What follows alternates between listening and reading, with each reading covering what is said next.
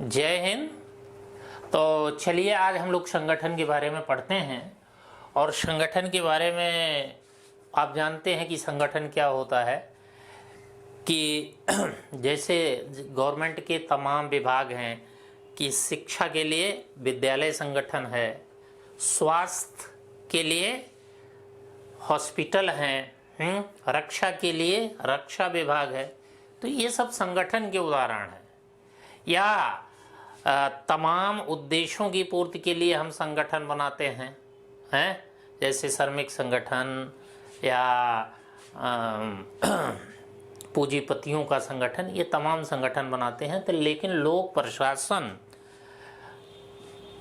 चूंकि सरकार द्वारा किए जा रहे प्रशासन से संबंधित है, इसलिए लोक प्रशासन में पूंजीपतियों का संगठन आपको नहीं पढ़ना है, मजदूरों का संगठन, किसानों का संगठन नहीं पढ़ना है। कैसा संगठन पढ़ना है कि सरकार जो किसी उद्देश्य के लिए, किसी सेवा को प्रदान करने के लिए विभाग बनाती है, वही संगठन है।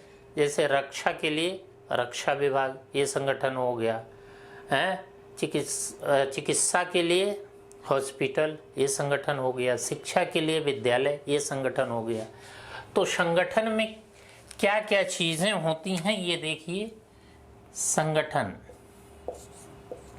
संगठन की मोटे तौर पर परिभाषा यही की जाती है, किसी कार्य को योजनाबद्ध ढंग से करना, यही संगठन है। तो कार्य किस लिए किया जाता है? किसी उद्देश्य की पूर्ति के लिए। एक उद्देश्य होता है संगठन में, एक उद्देश्य होता है उद्देश्य होता है। जैसे एक उद्देश्य होता है तो जैसे मान लीजिए रक्षा का उद्देश्य, जैसे रक्षा का उद्देश्य है रक्षा, जैसे लिख दें जैसे रक्षा, जैसे सुरक्षा, ठीक है, सुरक्षा, जैसे सुरक्षा, ये उद्देश्य। अब इसके लिए नियोजित ढंग से कार्य करना पड़ता है,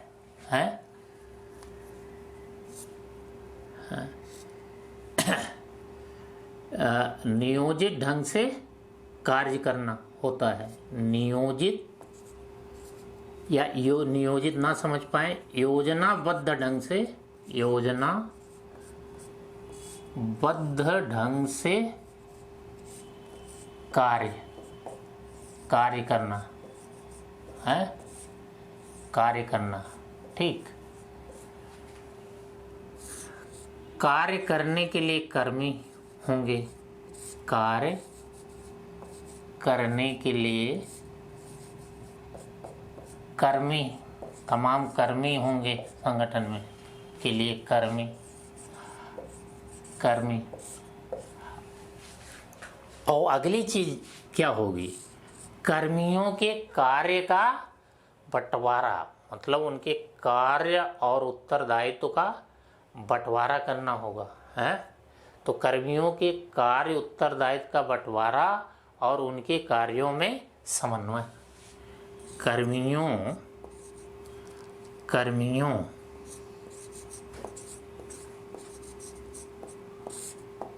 के कार्यों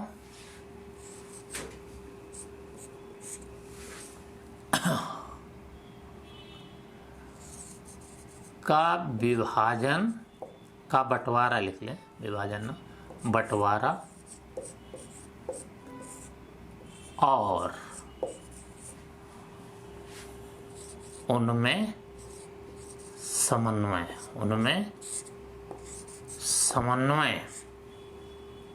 उनमें समन्वय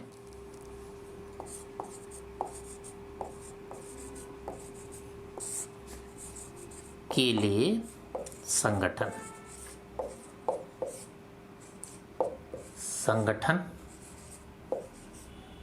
जैसे रक्षा संगठन, हमने ये शुरू किया था। जैसे सुरक्षा का उद्देश्य है तो कौन संगठन गठित किया जाएगा? रक्षा संगठन। संगठन। तो ये समझ में आ गया होगा कि कोई उद्देश्य होता है, जैसे सुरक्षा का उद्देश्य है, वो तो उद्देश्य की पूर्ति के लिए योजनाबद्ध ढंग से कार्य करना होता है और उस कार्य को करने के लिए तमाम कर्मी होते हैं। कर्मियों के कार्यों का बंटवारा, उनमें समन्वय के लिए संगठन जरूरी होता है। तो वही जैसे रक्षा सुरक्षा का कार्य है तो रक्षा संगठन गठित कर दिया गया या रक्षा विभाग गठित कर दिया गया। तो ये समझ में आ गया होगा कि संगठन क्या है, ये संगठन क्या है, ये समझ में आ गया आपको संगठन क्या है। अब दूसरी चीज देखें कि संगठन का आधार क्या होता है, संगठन के आधार क्या है, किस आधार पर संगठन का गठन किया जाता है। तो संगठन के आधार, संगठन के आधार, संगठन के आधार, आधार, संगठन के आधार कि संगठन के आधार का मतलब जो कार्यों का बंटवारा है वो किस आधार पर किया जाता है, वही संगठन का आधार होगा। तो एक है लूथर गुलिक ने, लूथर गुलिक, तो लूथर गुलिक ने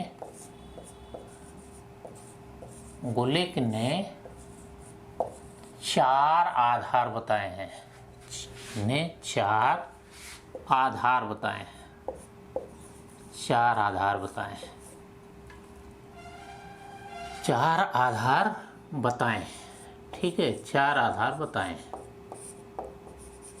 कौन कौन ये 4 आधार हैं? तो उन्होंने कहा 4 आधार हैं। पहला है, पहला इन्होंने कहा कि पहला आधार, पूरा डिटेल यहाँ लिखते हैं एक साथ। पहला आधार है पर्पज। देखिए पहला आधार पर्पज, पर्पज का मतलब उद्देश्य, उद्देश्य। तो पहला आधार पर्पज या उद्देश्य है। तो जब समान उद्देश्य के लिए किसी लोगों का समान उद्देश्य होता है तो उसके लिए जो संगठन बनाया जाता है उस संगठन को उद्देश्य के आधार पर गठित संगठन कहते हैं। तो उद्देश्य के आधार पर संगठन का गठन होता है, समान उद्देश्यों के आधार पर, उद्देश्यों के आधार पर स्थापित, स्थापित है, स्थापित। जैसे जैसे रक्षा के लिए, जैसे रक्षा के लिए, रक्षा के लिए क्या है, रक्षा विभाग है, रक्षा विभाग स्थापित कर दिया गया। तो इससे फायदा क्या होता है, उद्देश्य के आधार पर संगठन गठित करने से, कि जैसे रक्षा विभाग गठित कर दिया। अब रक्षा विभाग में एक तो सैनिक होंगे, सेना, वो मोर्चे पर होंगे। दूसरा रक्षा विभाग में हॉस्पिटल भी होगा, रक्षा विभाग में स्कूल भी होगा, हैं, रक्षा विभाग में इंजीनियरिंग वाली चीज़ें होंगी, सड़क बनाने वाले विभाग होंगे। तो सबका नियंत्रण निर्देशन यही विभाग करेगा। अब रक्षा विभाग को परिवहन चाहिए, वो सेना मतलब बॉर्डर पर जानी है सेना। अब रक्षा विभाग की स्वयं परिवहन व्यवस्था ना हो तो परिवहन निगम से या परिवहन विभाग से उसको संपर्क करना पड़ेगा, तो उससे टाइम लगेगा, तो तमाम झंझटें होंगी। इसलिए एक ही विभाग के अंतर्गत सारी आवश्यक व्यवस्थाएं हो जाती हैं, समझ गए। तो इससे जो है कार्यों की एकता बनी रहती है, इसमें कोई दिक्कत नहीं होती। तो रक्षा के लिए रक्षा विभाग होता है। उसी तरह से आप देख लीजिए चिकित्सा के लिए हॉस्पिटल होता है या शिक्षा के लिए विद्यालय, शिक्षा के लिए ये भी इसी तरह का संगठन है। शिक्षा के लिए, शिक्षा के उद्देश्य के लिए विद्यालय हैं, विद्यालय, स्वास्थ्य के लिए हॉस्पिटल, ये सब पर्पज के आधार पर संगठन हो गए। दूसरा देखिए, दूसरा प्रोसेस, प्रोसेस के आधार पर संगठन का गठन होता है। प्रोसेस का मतलब प्रक्रिया। जब प्रक्रिया समान हो, है, जब कार्य करने की प्रक्रिया समान हो तो उस प्रक्रिया, समान प्रक्रिया के आधार पर संगठन का गठन, संगठन स्थापित किए जाते हैं। कार्यों की प्रक्रिया समान, कार्य करने की समान प्रक्रिया के आधार पर स्थापित, समान प्रक्रिया के आधार पर स्थापित, प्रक्रिया के आधार पर स्थापित, आधार पर स्थापित, स्थापित, ठीक। जैसे जैसे जैसे सांख्यिकी विभाग, देखिए सांख्यिकी, जैसे सांख्यिकी विभाग, सांख्यिकी विभाग क्या करता है? आंकड़े इकट्ठा करता है, प्रेषित करता है, आंकड़े देता है। तमाम योजनाओं से संबंधित या तमाम विभागों से संबंधित आंकड़े इसी विभाग के पास रहते हैं। तो जो सांख्यिकी विभाग है, आंकड़े सबको चाहिए, रक्षा विभाग को भी चाहिए, स्वास्थ्य विभाग को भी चाहिए, सार्वजनिक निर्माण विभाग को भी चाहिए। ये सारे आंकड़े सांख्यिकी विभाग से लिए जा सकते हैं।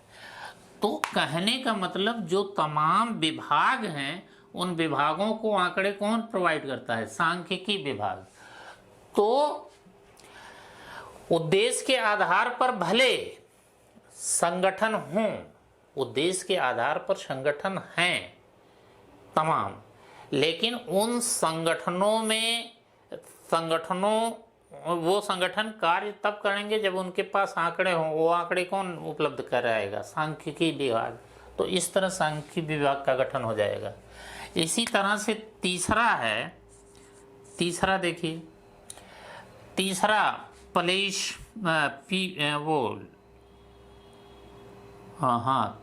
पर्पज हो गया, प्रोसेस हो गया, और पर्सन हो गया।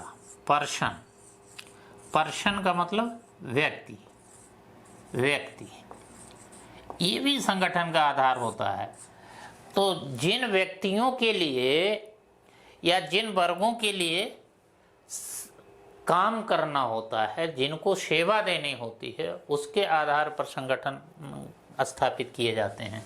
हाँ?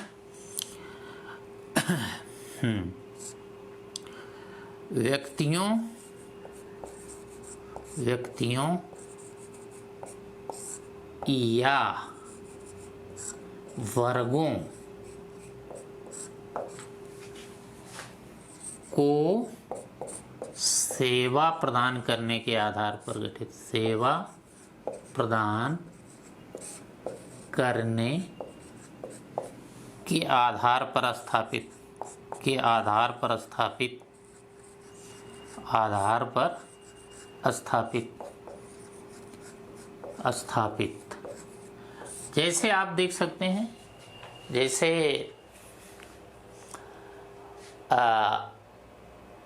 जनजाति कल्याण विभाग या अनुसूचित जाति जनजाति कल्याण विभाग है। तो जनजाति कल्याण विभाग, जनजाति कल्याण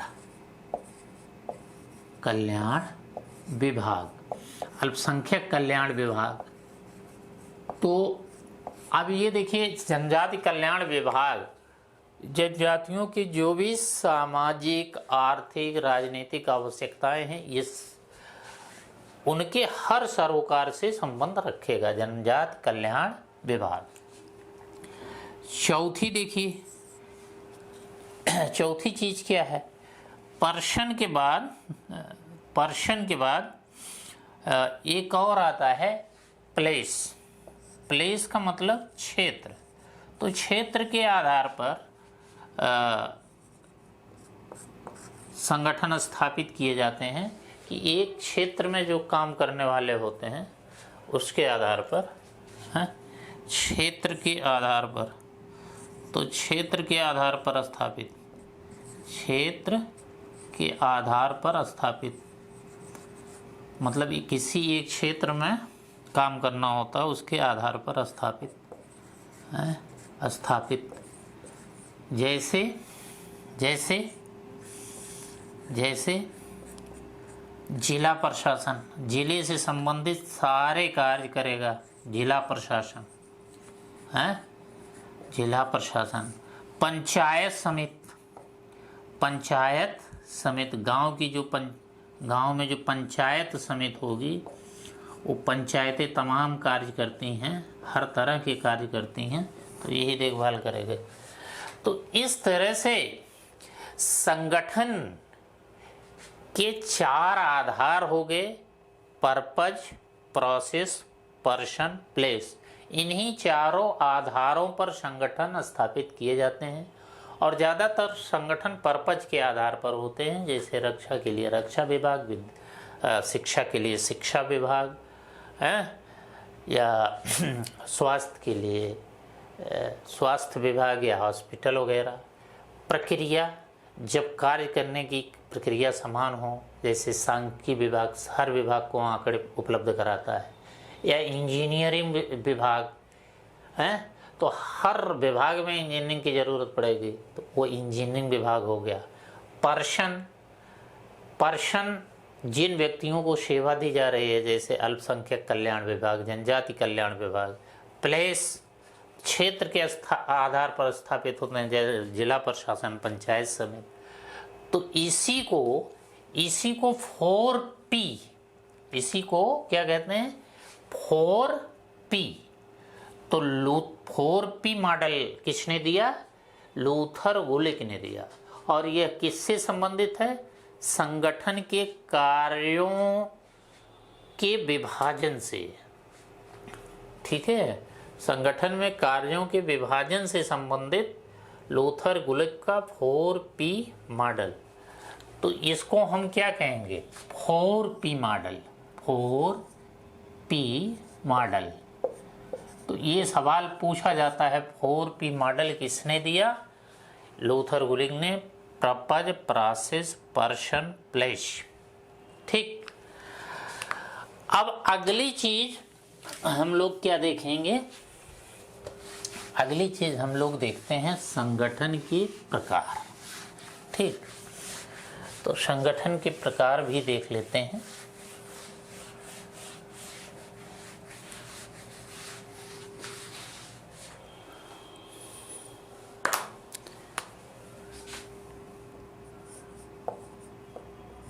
संगठन के प्रकार।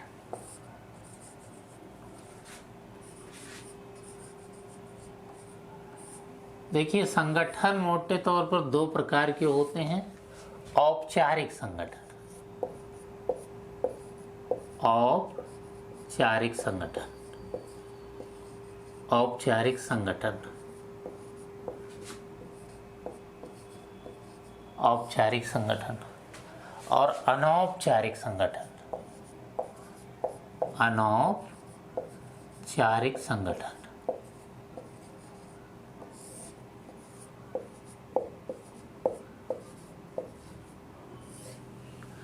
अब देखिए, प्रशासन में अधिकांश संगठन तो औपचारिक ही होंगे।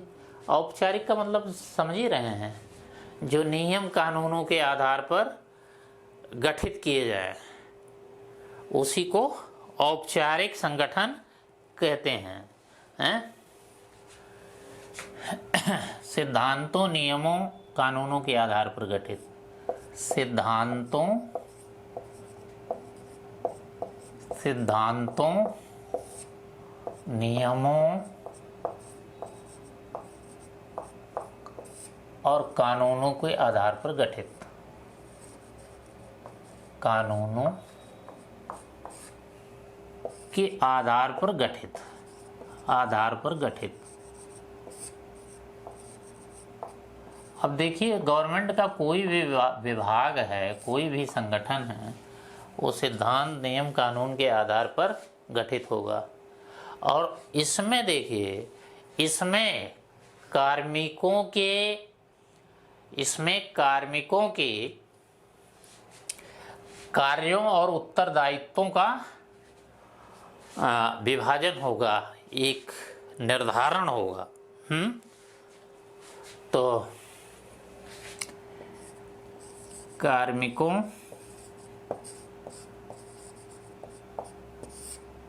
के कार्यों और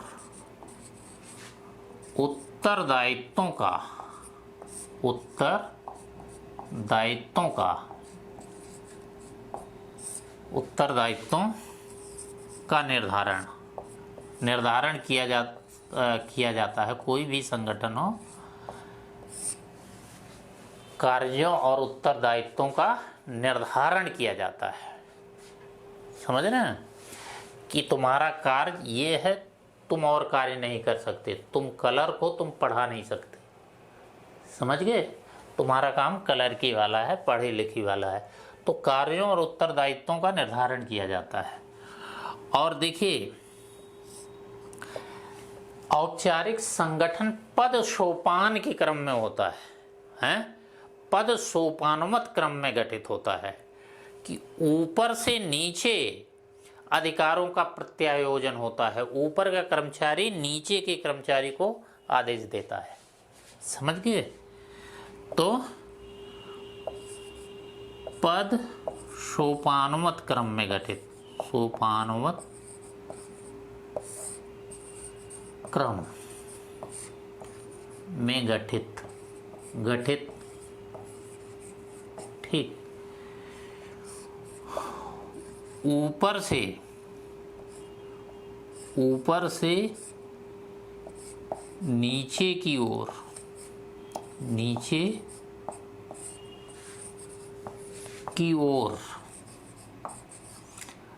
अधिकारों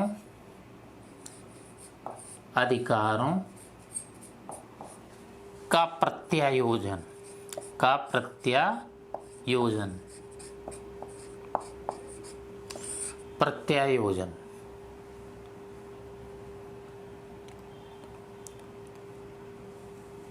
ऐसे लिखिए, प्रत्यायोजन। ठीक है। तो एक तरह से ऊपर का अधिकारी नीचे के अधिकारी के लिए काम देता है कि मतलब ऊपर का अधिकारी कहेगा नीचे के अधिकारी से, ये काम तुम्हें करना है। ठीक है। तो ऊपर का अधिकारी नीचे के अधिकारी को अधिकार या काम देता है। तो इससे क्या है, इससे संगठन में कोई कंफ्यूजन नहीं रहता और एकता बनी रहती है।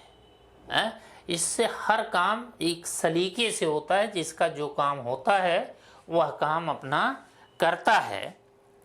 और देखिए, अनौपचारिक संगठन, ये संगठन कैसे होंगे? एक चीज और देखिए, ये संगठन एक तरह से कृत्रिम होंगे। औपचारिक संगठन जो होगा वो कृत्रिम संगठन होगा, वो बनाया जाता है, विभाग जो है वो बनाया जाता है, इसलिए इसको कृत्रिम संगठन कहेंगे। इसको और क्या कहेंगे, इसको क्या कहेंगे, इंजीनियरिंग संगठन कहेंगे।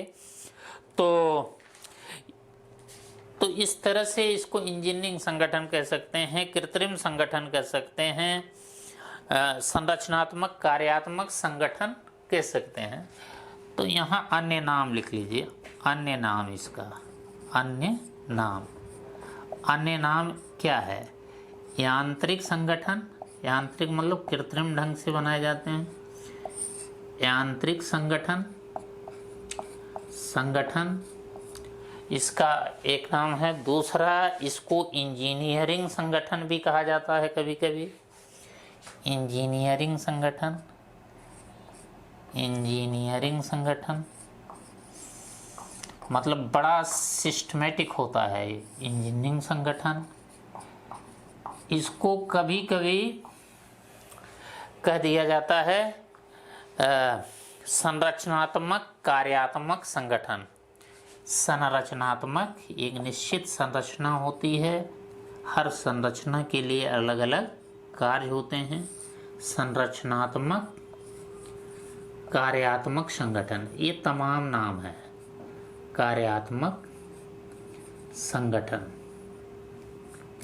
संगठन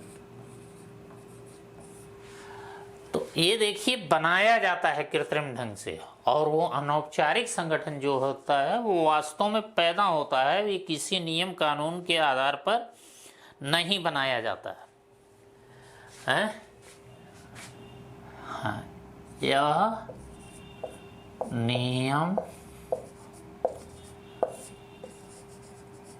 कानून के आधार पर नहीं बनाया जाता, नहीं बनाया जाता, नहीं बनाया जाता।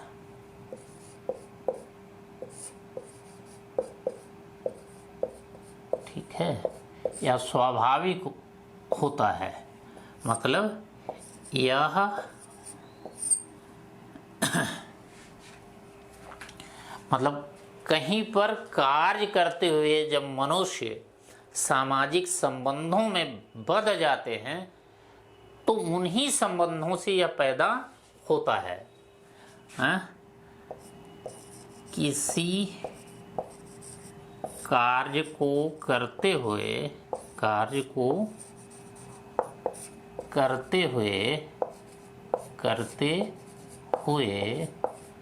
मनुष्य जब सामाजिक संबंधों में बंध जाते हैं, सामाजिक संबंधों में बंध जाते हैं,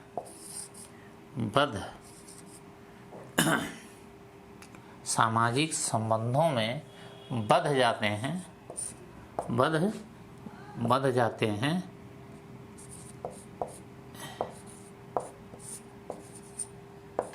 तो इन्हीं संबंधों से यह पैदा होता है, संबंधों से यह पैदा होता है, इन्हीं संबंधों से यह पैदा होता है। मतलब ये कृत्रिम नहीं होता। ठीक है, वैसे औपचारिक संगठन के तमाम उदाहरण आप देख सकते हैं जो प्रशासन से बाहर हैं। जैसे हम सभी, वैसे भी जात वगैरह क्या है, एक तरह से अनौपचारिक संगठन ही है। अनौपचारिक संगठन हम जानते भी नहीं, केवल इतना ही जानते हैं कि हमारी जाति के हैं, तो हम उस दूसरे व्यक्ति से जुड़ जाते हैं या उस संगठन से जुड़ जाते हैं। तो जाति के आधार पर जो संगठन होते हैं वो एक तरह से अनौपचारिक संगठन है। लेकिन प्रशासन की बात यहाँ हो रही है। प्रशासन में अनौपचारिक संगठन कैसे पैदा होता है कि जैसे कहीं पर किसी संगठन में, किसी विभाग में जब हम साथ साथ कार्य करते हैं, लंबे समय तक साथ साथ कार्य करते हैं, तो एक तरह सामाजिक संबंधों में बंध जाते हैं। तो एक दूसरे का सहयोग करते हुए लक्ष्यों की ओर हम अग्रसर होते हैं। तो वही संबंध हमको प्रेरणा देते हैं और उन्हीं संबंधों को देखते हुए हम अपने लक्ष्य की ओर बढ़ते हैं। समझ गए? और बढ़िया से काम करते हैं। तो वही चीज़ कहा जा रहा है, किसी कार्य को करते हुए मनुष्य जब सामाजिक संबंधों में बढ़ जाते हैं तो इन्हीं संबंधों से यह पैदा होता है। इसका मतलब क्या है? यह सामाजिक मनोवैज्ञानिक मानवतावादी होता है। इसमें पद सोपानवत क्रम वगैरह ये सब नहीं होता है। तो अतः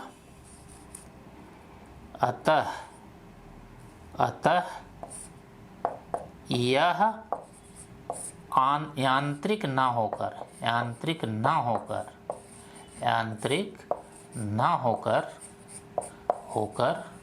मानवीय होता है। यांत्रिक ना होकर मानवीय होता है। दूसरा, यह सामाजिक तो यह सामाजिक मनोवैज्ञानिक और मानवतावादी होता है। सामाजिक मनोवैज्ञानिक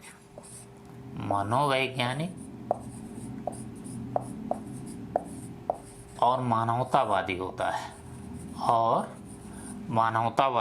है। अभी कुछ सिद्धांत हम बताएंगे तो आप उसमें देखेंगे कौन औपचारिक है कौन नहीं है। मानवतावादी होता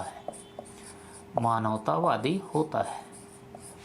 ठीक है, मानवतावादी होता है। जैसे किसी एक विभाग में आप काम कर रहे हैं तो आप उस विभाग के लोगों से इस तरह से जुड़ जाते हैं कि अगर कहीं पर कुछ लोग काम नहीं कर पा रहे हैं ठीक से तो उनकी हेल्प भी करते हैं। तो ये जो है वही कहा जा रहा है कि यह सामाजिक होता है, मनोवैज्ञानिक होता है, मानवतावादी होता है। तो यहाँ पर तकनीक पर जोर दिया जाता है, यहाँ पर नैतिकता पर बल दिया जाता है, मूल्यों पर बल दिया जाता है। तो इस तरह से संगठन दो प्रकार के हो गए, औपचारिक संगठन, अनौपचारिक संगठन। आपने देखा औपचारिक संगठन कृत्रिम होते हैं, नियमों कानूनों पर आधारित होते हैं और इसमें अधिकारों का प्रत्यायोजन होता है ऊपर से नीचे की ओर और सबके अधिकार उत्तरदायित्व बटे रहते हैं। ये समझ में आया। और अनौपचारिक संगठन ये अपने आप पैदा होता है, सामाजिक संबंधों से पैदा होता है। ठीक है, तो अब संगठन के जब सिद्धांत हम आपको पढ़ाएंगे तो उसमें ये दोनों प्रकार के संगठन देखेंगे। तो अब आते हैं संगठन के सिद्धांत पर ही। तो पहले देखिए कौन कौन से सिद्धांत हैं संगठन के, और ये आपकी पेपर के लिए बहुत इम्पोर्टेंट है। संगठन के सिद्धांत ज़्यादातर क्वेश्चन पब्लिक एड से संगठन के सिद्धांत से ही आते हैं। तो संगठन के सिद्धांत देखिए, संगठन के सिद्धांत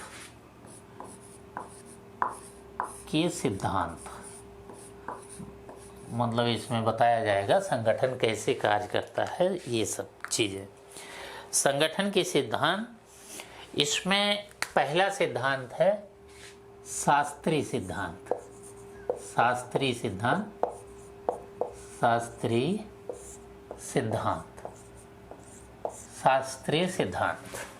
ठीक। तो ये सिद्धांत जो शास्त्रीय सिद्धांत, ये हेनरी फेयोल, लूथर गुलिक ये सब ने दिया है। उर्बिक, रैले, मोने। तो चाहे लिखिए ये किसने दिया है?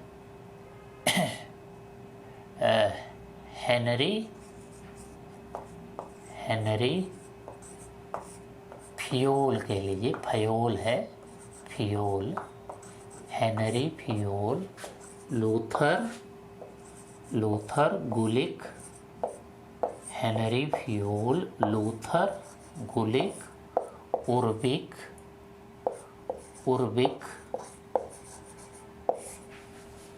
लूथर गुलिक, उर्बिक, रैले, मोने, ये सब नाम हैं। तो रैले, मोने, रैले,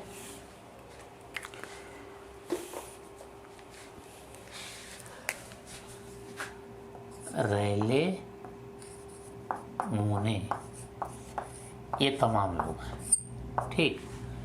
दूसरा देखिए, शास्त्रीय सिद्धांत के बाद वैज्ञानिक प्रबंध का सिद्धांत। वैज्ञानिक प्रबंध का सिद्धांत वैज्ञानिक प्रबंध का सिद्धांत, प्रबंध का सिद्धांत ये फ्रेडरिक टेलर ने दिया था। ये सब डिटेल आपको बताएंगे, ऐसे फॉर्मेलिटी बस लिख लीजिए। टेलर। अगला है नौकरशाही का सिद्धांत। अगला सिद्धांत तीसरा, नौकरशाही का सिद्धांत। नौकरशाही का सिद्धांत, नौकरशाही का सिद्धांत। ये दिया था मैक्स वेबर ने, मैक्स वेबर,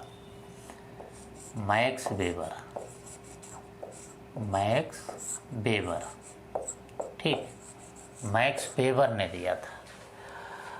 अगला ये मानवीय संबंध सिद्धांत, चौथा मानवीय संबंध। देखिए ये सब बिल्कुल औपचारिक संगठन के सिद्धांत है, लेकिन मानवीय संबंध आ गया तो क्या होगा, अनौपचारिक संगठन। मानवीय संबंध सिद्धांत,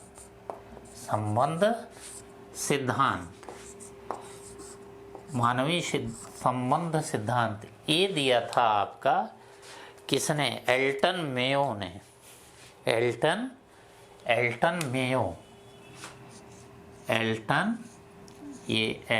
मेयो ने दिया, एल्टन मेयो। ये सिद्धांत एल्टन मेयो का है। अगली चीज देखिए, व्यवहारवादी सिद्धांत, पांचवा व्यवहारवादी सिद्धांत।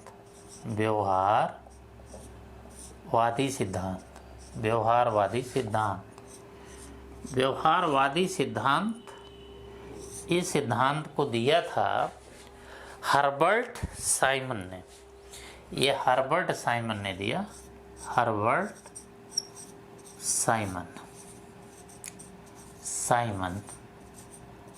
अगला सिद्धांत देखिए, व्यवस्थावादी सिद्धांत, पांचवा छठा व्यवस्था सिद्धांत।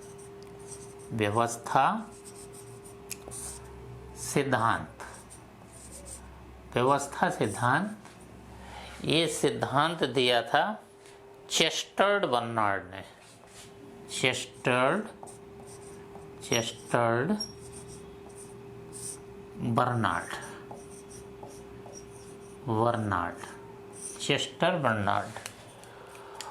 और अगला देखिए, सामाजिक मनोवैज्ञानिक सिद्धांत। सामाजिक मनोवैज्ञानिक सिद्धांत, सामाजिक मनोवैज्ञानिक सिद्धांत। ये सिद्धांत दिया था आपका, ये सिद्धांत दिया था मैक्स ग्रेगर ने, मैक्स ग्रेगर और मैस्लो ने। मैक्स ग्रेगर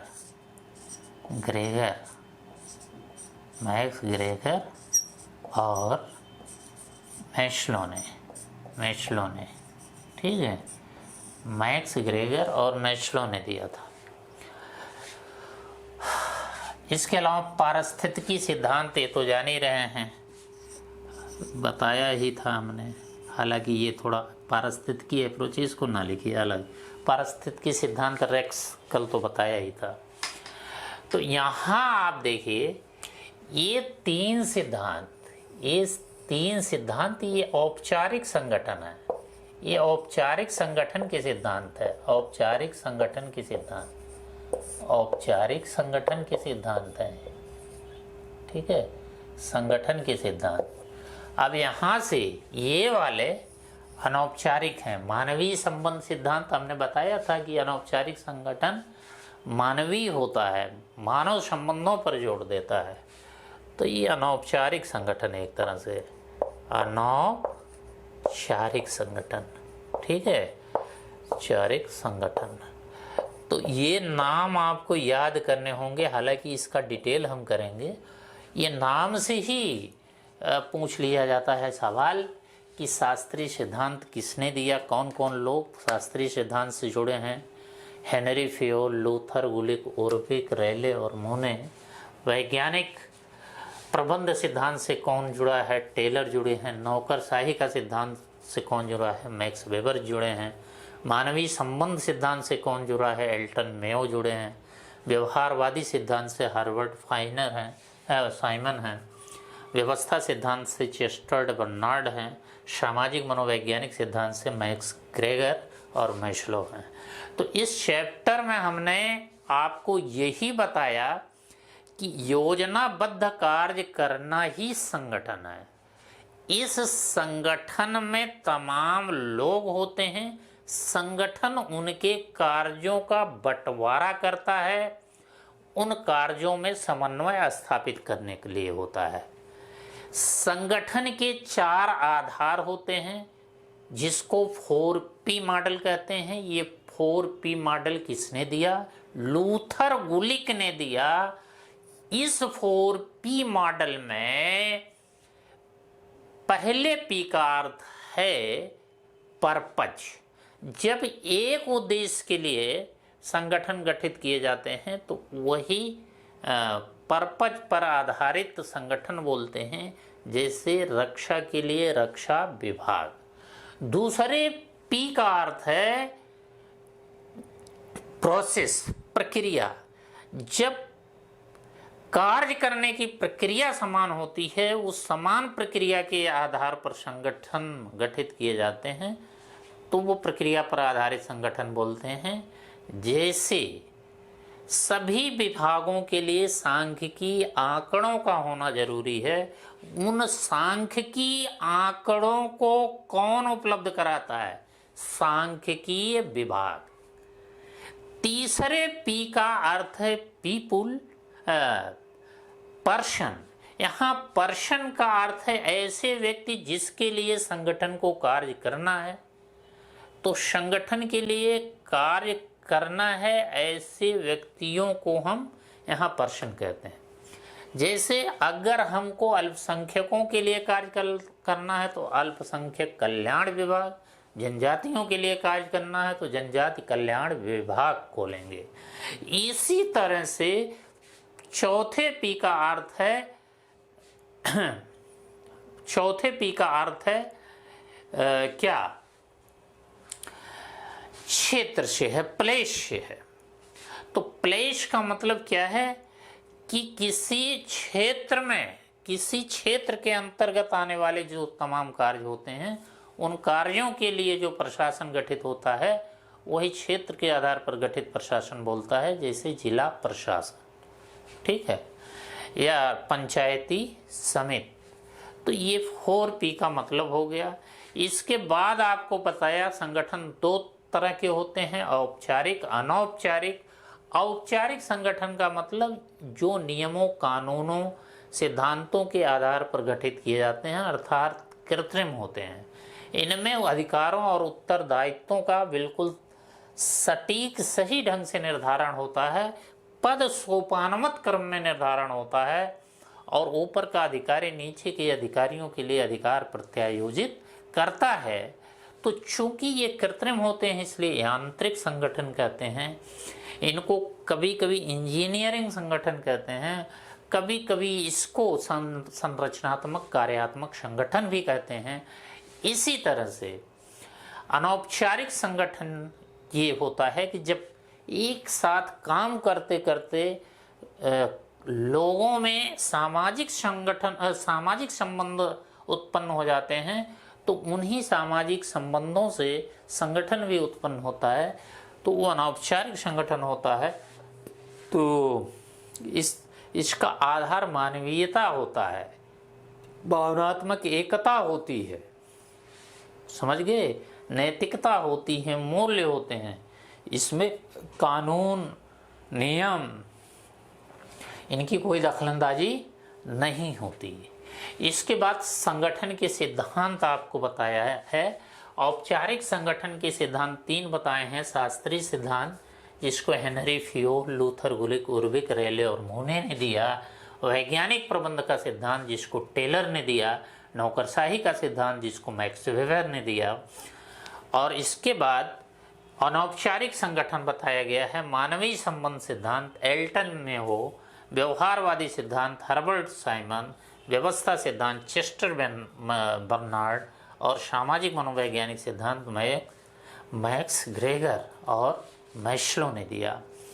तो यहीं पर हाँ थोड़ा सा देख लीजिए कि स्याही वाली दिक्कत है, आजकल स्याही नहीं मिल रही है लॉकडाउन की वजह से, तो स्याही वाली थोड़ी सी यहाँ दिक्कत हो सकती है, लेकिन आप सुन के नोट्स बना लीजिएगा।